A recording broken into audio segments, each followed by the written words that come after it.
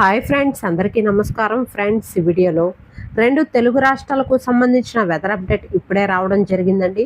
వీడియోలోకి వెళ్ళి పూర్తి వివరాలు తెలుసుకునే ముందుగా మన ఛానల్ని సబ్స్క్రైబ్ చేసుకోండి.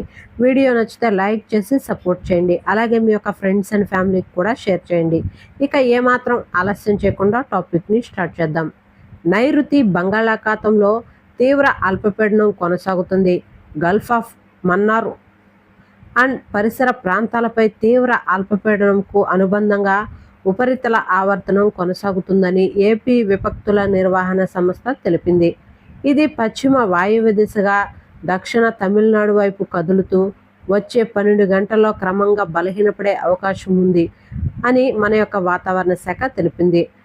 దీని ప్రభావంతో ఇవాళ నెల్లూరు, తిరుపతి, చిత్తూరు, కర్నూలు, నంద్యాల, అనంతపురం, శ్రీ సత్యసాయి, కడప, అన్నమయ్య జిల్లాల్లో కొన్ని చోట్ల తేలికపాటి వర్షాలు పడే అవకాశం ఉందని వాతావరణ శాఖ తెలిపింది.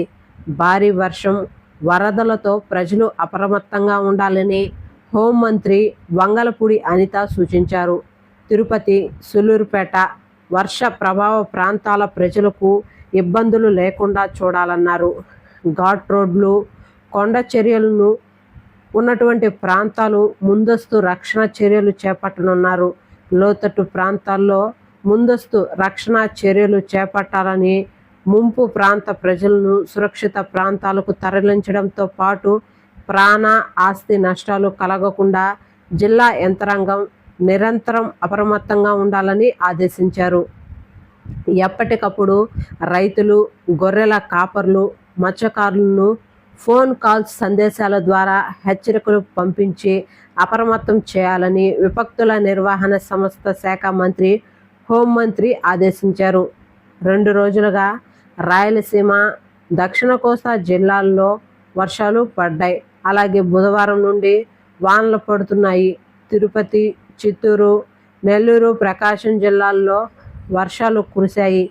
ఈ వానలతో స్వర్ణముఖి, కాలంగి నదులతో పాటు పలు వాగులు, వంకలు ఉధృతంగా ప్రవహిస్తున్నాయి. తిరుపతిలో వర్షం కురవడంతో శ్రీవారి భక్తులకు ఇబ్బందులు ఎదురయ్యాయి. గాలులు దెబ్బకు చలి తీవ్రత కనిపిస్తుంది. చాలామంది దర్శనం పూర్తి కాగానే తిరుమల నుండి తిరుగు ప్రయాణం కొనసాగించారు. అయితే ఈ వర్షాల ప్రభావంతో మరోవైపు ఏపీలోని మన్యంలో చలి తీవ్రత కొనసాగుతుందని, అలాగే ఈ వర్షాభావ పరిస్థితి రేపటి వరకు కొన్ని జిల్లాల్లో చిరుజల్లుల నుండి ఓ మోస్తరు వర్షాలు కురిసే అవకాశం ఉందని వాతావరణ శాఖ తెలిపింది.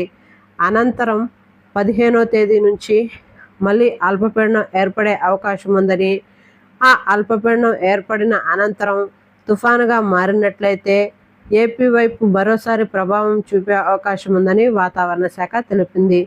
ఈ తుఫాను ప్రభావంతో తెలంగాణపై కాస్త ప్రభావం చూపిందని, కొన్ని జిల్లాల్లో చిరుజల్లుల నుంచి ఓ మోస్తరు వర్షాలు కురిశాయని, చాలా జిల్లాల్లో చలి తీవ్రత అధిక స్థాయిలో పెరిగిందని వాతావరణ శాఖ స్పష్టం చేసింది. ఏదేమైనప్పటికీ ప్రజలు, రైతులు, గొర్రెల కాపర్లు తగు జాగ్రత్తలు తీసుకోవాలని వాతావరణ శాఖ సూచించింది. ఓకే ఫ్రెండ్స్, చూసారు కదా 2 తెలుగు రాష్ట్రాలకు సంబంధించిన వెదర్ అప్డేట్. వీడియో నచ్చితే లైక్ చేయండి. మన ఛానల్ని సబ్స్క్రైబ్ చేసుకొని ఫాలో అవుతుండండి. Thank you.